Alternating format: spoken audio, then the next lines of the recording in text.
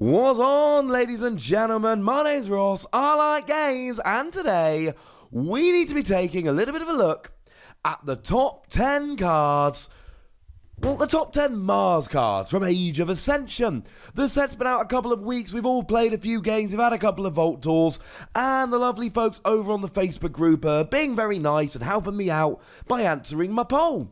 So I thought, right, let's have a look at the top 10. Now, essentially, I'm using the poll, getting the community feedback, while retaining editorial control, as I think I'm allowed to do, given that, it's my video. Sorry if that sounds a bit mean. Hey ho, you knows I loves ya. So, coming in at number 10, we've got PHLOXEM. Yeah, there's many cards in Mars I'm not sure how to pronounce. Gives you an Aember bonus. If there are no friendly creatures in play, deal 4 damage to each creature. This is one of those cards we can't put it any higher because it's not always going to work. Having said that, even when it doesn't work, you still get the Aember bonus. It's not terrible. But the reason this makes the list is because when it works, it is phenomenal. Dealing 4 damage to each of your opponent's creatures. Because remember, if you've got any creatures out, you can't play this, so this is never going to hit your creatures. It's amazing. Utterly, utterly amazing. But it's not always going to work. Which I think means it should be on the list, but it should be low down. In at number 9, one of my favourite design cards of the set, Agent Who-Man. Now, the good news is it's got elusive, so your opponent has to attack it twice to get rid of it. And when you reap, you choose a friendly non-Mars creature and an enemy non-Mars creature, and you stun the chosen creatures. And this has a lot of parallels with PHLOXEM, because of course, it is better when you've only got Mars creatures out.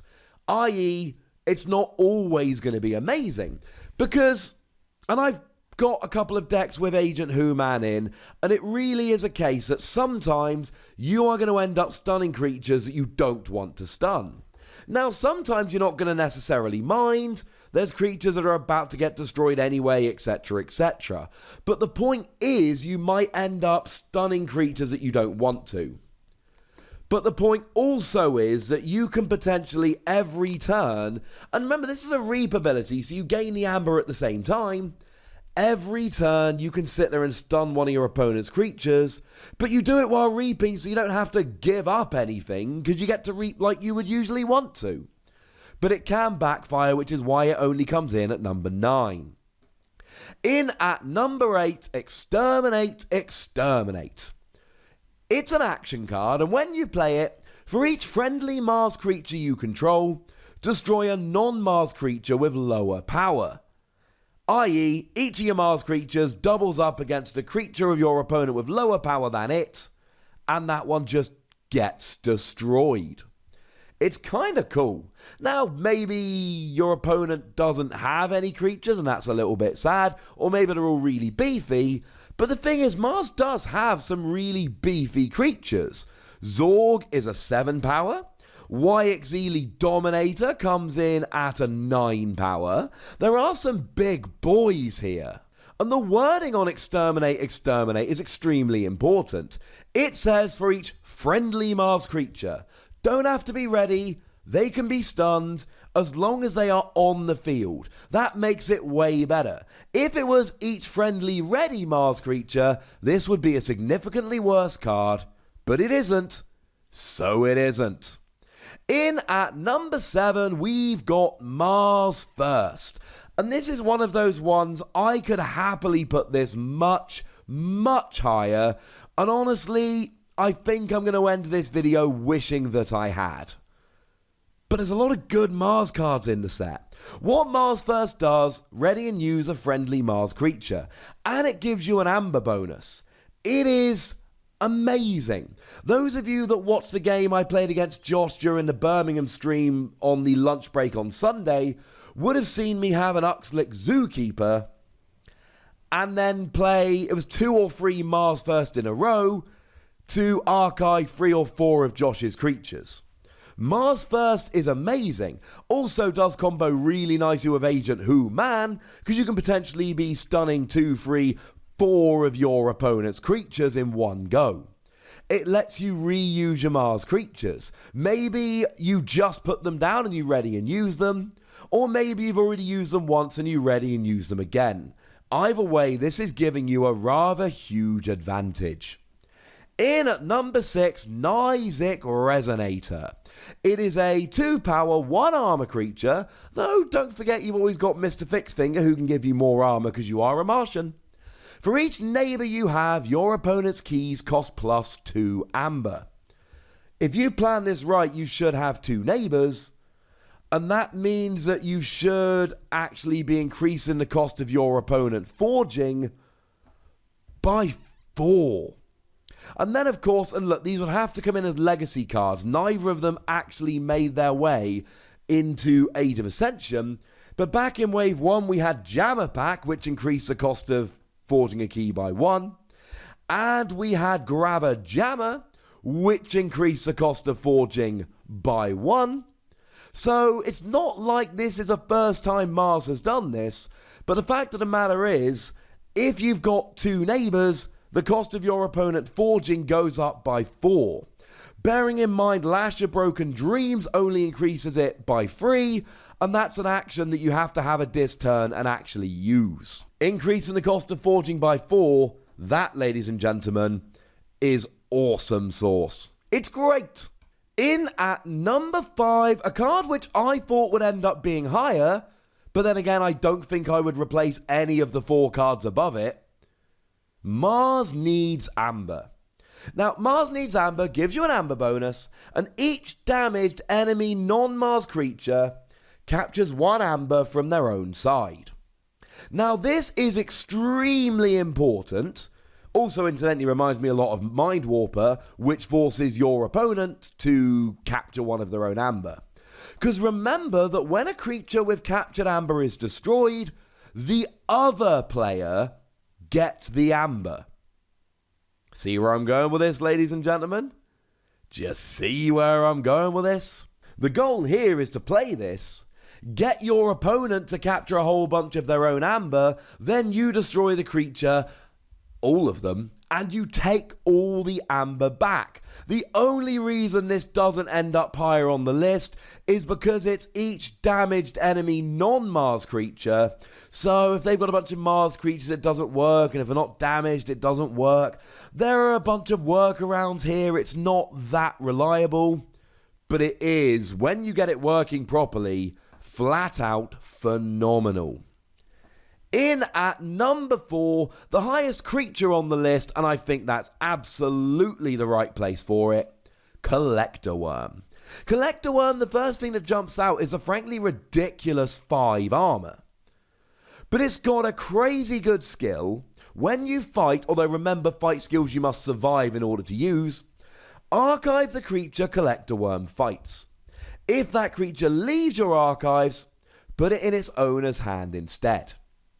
But with you having 5 armor, that means anything you fight with 5 power or less will not do any damage to you, and then you archive it.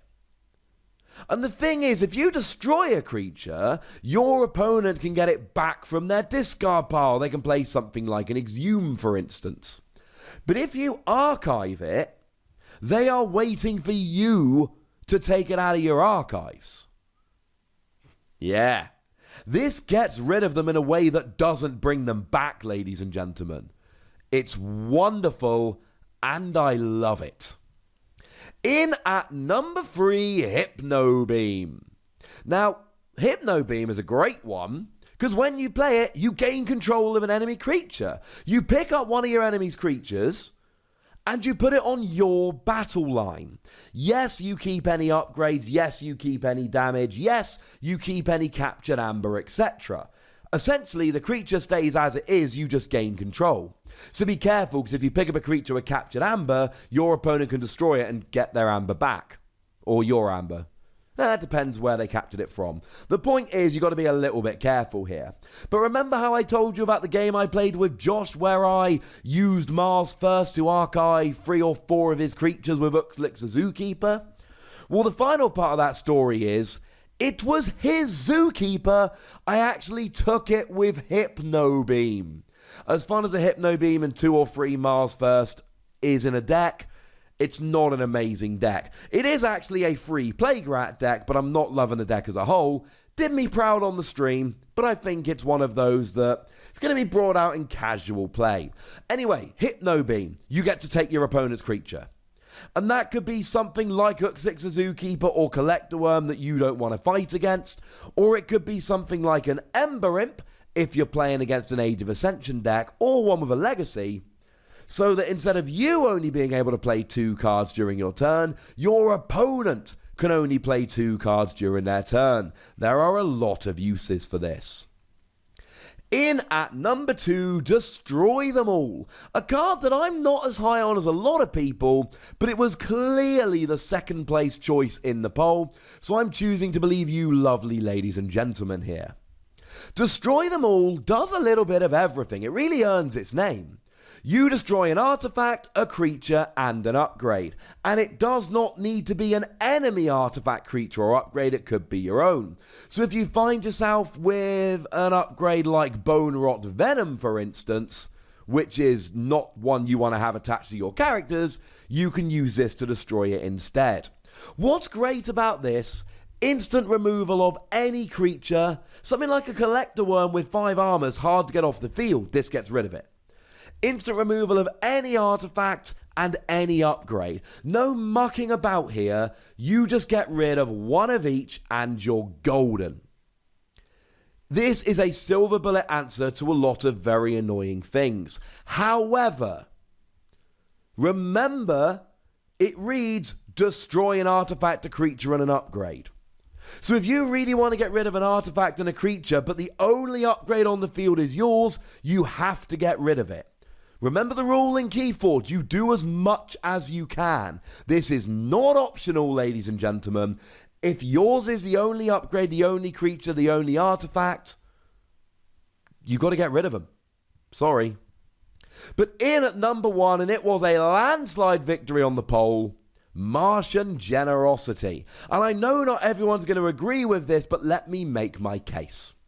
So Martian Generosity gives you an Aember bonus, and then you lose all of your Aember, drawing 2 cards for each Aember lost. But you lose all of your Aember.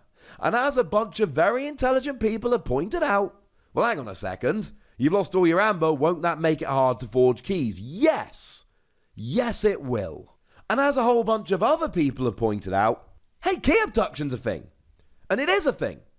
Key Abduction is a Martian card that lets you forge a key, but is more worried about your hand size than the size of your Aember pool.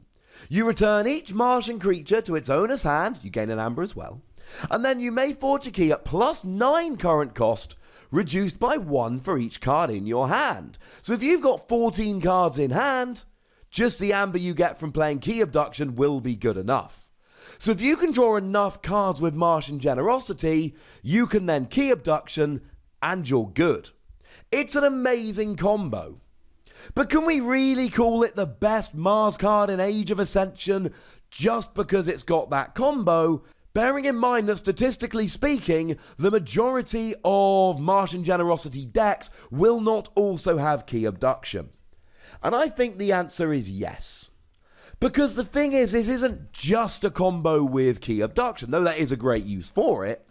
This is also I am going to draw so many cards that I get a huge advantage and there's basically nothing you can do about it. Because, well, let's give you a nice little example. One of the top 4 decks at the Birmingham Vault Tour did play Martian Generosity, but did not play Key Abduction.